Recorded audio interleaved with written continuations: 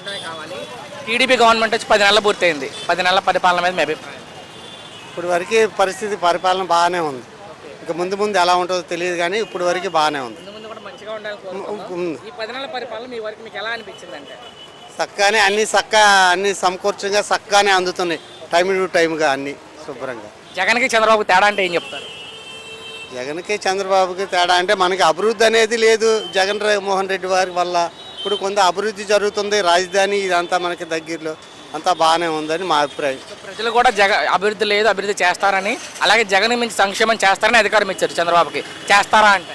చేస్తారని నమ్మకంతో ఓట్లు వేసాం అందరూ. చేస్తానని చెప్తున్నారు కదా, కొద్దిగా జరుగుతుంది కూడా చూస్తున్నాం. పనులు జరుగుతున్నాయి చూస్తున్నాం కూడా. మరి అమరావతి పోలవరం ఈ 4 ఏళ్లలో ఎలా ఉండొచ్చు పరిస్థితి? ఈ కంపల్సరీగా 2027కి పుష్కరాల కల్లా అమరావతి పోలవరం మనకి పూర్తి చేస్తానని చంద్రబాబు గారు మాటించారు.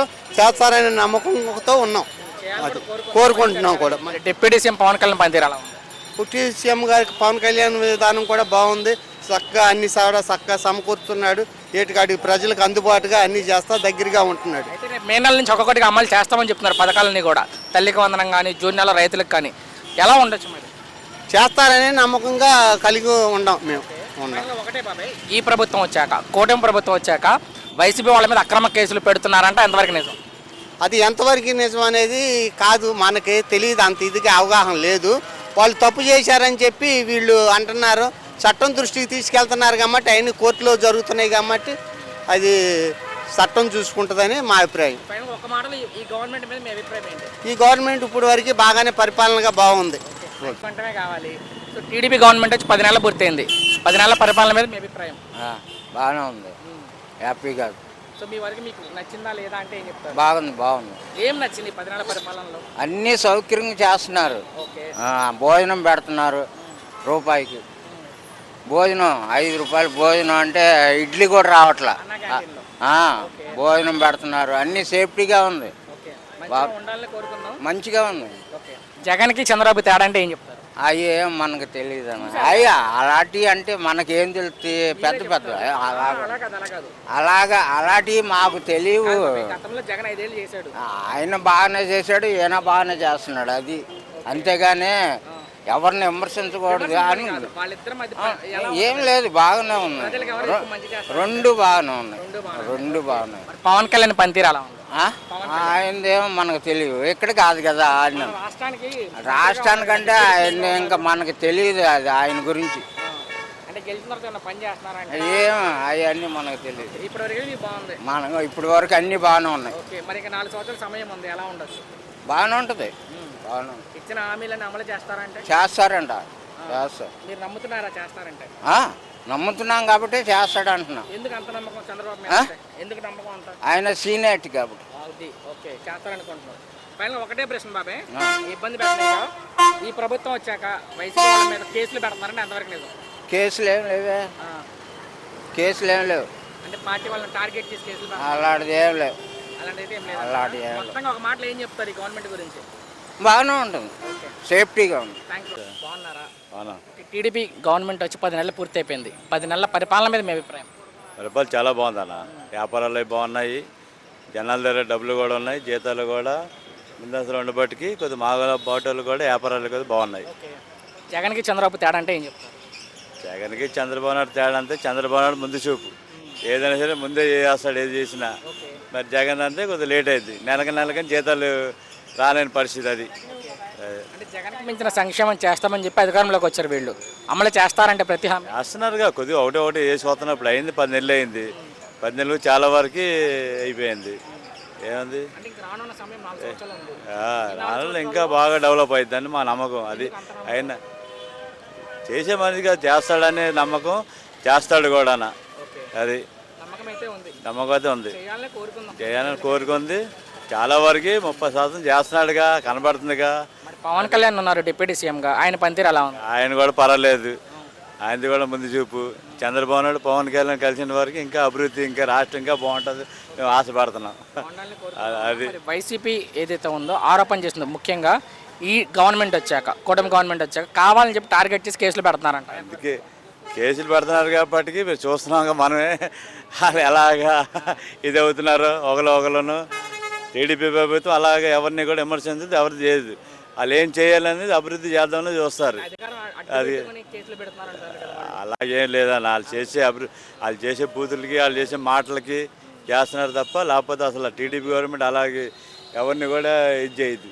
మరి ఒక్క తెలుసా? మాటలో ఏం చెప్తారు ఈ కూటమి గవర్నమెంట్ గురించి? కూటమి గవర్నమెంట్ పర్వాలేదు, ఇంక 30 ఏళ్ళు కూడా వీళ్ళే ఉంటారు, ఇంక తిరిగిలేదు. అది సో మీ వరకు నీకు నచ్చిందంటే ఏం చెప్తారు, నచ్చిందా నచ్చలేదంటే ఏం చెప్తారు? బాగుంది. ఏం బాగుందంటారు ఈ 10 నెలల పరిపాలన మీద? ప్రాజెక్టులో కడుతున్నాడు, అన్నీ చేస్తున్నాడు, మంచి బాగానే ఉంది. ఓకే, పెన్షన్లు గట్రా బాగానే ఇస్తున్నాడు, అయితే బాగానే ఉంది. అంతా బాగుంది. జగన్కి చంద్రబాబు తేడా అంటే ఏం చెప్తారు? జగన్ మీద చంద్రబాబు తేడా అంటే చంద్రబాబు పరిపాలన మీద జగన్ ఎందుకు పనికిరాడు ఎందుకని అలా? అంతే. అదే సార్, ఎందుకని? ఏం అభివృద్ధి ఏమైనా చేశాడా జగన్? చెప్పండి. ఏం చేయలేదని అధికారం ప్రజలు మళ్ళీ చంద్రబాబుకి ఇచ్చారు. అది అది ఓకే, వాళ్ళిద్దరి మధ్య పరిపాలన విధానంలో తేడా. పరిపాలన విధానం ఈయన సీనియర్ నాయకుడు, అది ఎవరికి కాదనలేదు. ఆయన ఏం తెలియదు పెడదు, నేనే మోనార్క్ అన్నట్టుగా వెళ్తాడు. ప్రజలైతే తీర్పిచ్చారు, అది బాబు గారు అభివృద్ధి చేస్తారు అంటే సంక్షేమం చేస్తారు. అది నమ్మకం. చేస్తారా అంటే చేస్తారు, ఆ, బాబు గారు చేస్తాడు. అదే సార్, చేస్తారనే ఇచ్చారు అవును, చేస్తాడు గ్యారంటీగా. గ్యారెంటీ. అంతరంగంగా చెప్తారు. అది అంతే, తెలుసు ఆయన గురించి, నాకు తెలుసు కదా, బస్ వచ్చింది. బాగుంది, బాగానే ఉందండి. అంటే ఏ విధంగా బాగుంది అంటే మీకు మీ వరకు మీ అభిప్రాయం? ఆయన అభివృద్ధి సంక్షేమ అంతా కూడా బాగానే ఉందండి, బాగానే చేస్తున్నారు అంతా. సో జగన్కి మించి చేస్తారని నమ్మే ప్రజలు ఓట్లు వేశారు అవును, బాబు గారికి. అవును. ఆయన సీనియారిటీ చూసుకోవచ్చు ఏదైనా కానీ. మరి చేస్తారా అంటే? ఇప్పుడు ప్రజెంట్ చంద్రబాబు గారు చేస్తున్నాడు, సార్ చేస్తున్నాడు. ప్రజలందరూ కూడా 160 సీట్లు బాగా బాగుంది, బాగుంది. పవన్ కళ్యాణ్ కూడా ఇద్దరు కలిసి మన స్టేట్ని మంచి డెవలప్మెంట్లో తీసుకెళ్తారని చెప్పి ఆశిస్తున్నాం, తీసుకెళ్ళాలని కూడా కోరుకుంటున్నాం. అయితే ఇచ్చిన ప్రతి హామీ అమలు చేస్తారా అంటే? గ్యారంటీ చేస్తారు, ఇచ్చిన హామీలని చేస్తారు, అమలు ఎందుకు చేస్తారు. అంత నమ్మకంగా చెప్తున్నారు మీరు? తెలుసండి. అదే సార్, ఎందుకు అంత నమ్మకం అంటున్నా మీకు? ఎందుకంటే ఎక్స్పీరియన్స్ ఉంది ఆయనకి, చంద్రబాబు గారికి. ఓకే, ప్రజల్ని ఏ రకంగా లైన్లో తీసుకురావాలనేది ఆయనకు బాగా తెలుసు.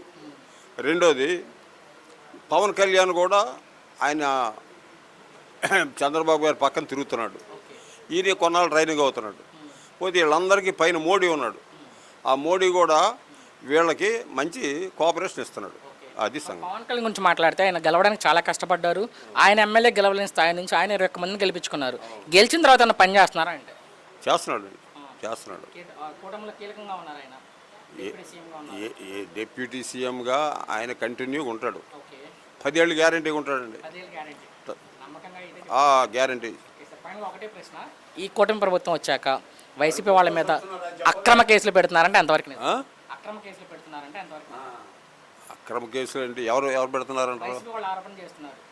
సో ఏదైతే ఉందో టీడీపీ వాళ్ళు టార్గెట్ చేసి మరి కేసులు పెడుతున్నారు. ఈ అక్రమ కేసులు ఏం పెట్టట్లేదండి, ఏదైనా తేడా ఉంటేనే పెడతారు కానీ లేకపోతే అక్రమ కేసులు అంటే ఏమి లేవండి. ఓకే, అయితే రెండోది ఏంటంటే జగన్ పోవడానికి రెండు కారణాలు. సార్ చెప్పండి. నేను వైజాగ్ పక్కన ఋషికొండ ఏదది అదేలే, ఋషికొండ ప్యాలెస్ పక్క నుంచేనండి వచ్చాను, నేను పక్క నుంచి వచ్చాను. దానికి 500 కోట్లు ఖర్చు రాసేసి తీసుకున్నాడు. ఓకే, ఆ ప్యాలెస్ అవసరమని నేను అడుగుతున్నా. సో ప్రజలైతే తీర్పు ఇచ్చారు కదా, ఆయన వద్దనే నచ్చకే ఇచ్చారు. 500 కోట్లు ఖర్చు పెట్టి ప్యాలెస్ కనపడకుండా పెద్ద రేకులు వేసాడండి. ఓకే, అసలు ఆ ప్యాలెస్ భీమిలి బీచ్ పక్కన, నేను పక్క నుంచి వచ్చానని కనపడతాం. ఓకే, అలాగే అది ఒక తప్పు చేశాడు. తర్వాత రెండోది ఏంటంటే ఇక్కడ పీడబ్ల్యూడి గ్రౌండ్లో 500 కోట్లు ఖర్చు పెట్టి అంబేద్కర్ బొమ్మ అవసరమా ఏంటి? ఇవాళ జనం డబ్బు లేక కటకటలాడిపోతున్నారు. ఇలాంటి పరిస్థితుల్లో చాలా అతను చేసినటువంటిది ఈ రెండింటి వల్లే ఆయన జగన్ దిగిపోయాడు. మెయిన్ ఇది. ఫైనల్గా ఒక్క మాటలో ఈ ప్రభుత్వం మీద మీ అభిప్రాయం? ఈ ప్రభుత్వం జాగ్రత్తగా వీళ్ళు చేస్తారండి, ఎందుకంటే లోగడ షాక్ తిని ఉన్నారు. దాని మీద చాలా కేర్ఫుల్గా ఈ గవర్నమెంట్ నడుపుతారని నేను పూర్తిగా విశ్వసిస్తున్నాను. మంచి జరగాలని కోరుకుంటున్నాను. గ్యారంటీ, సమస్య లేదు.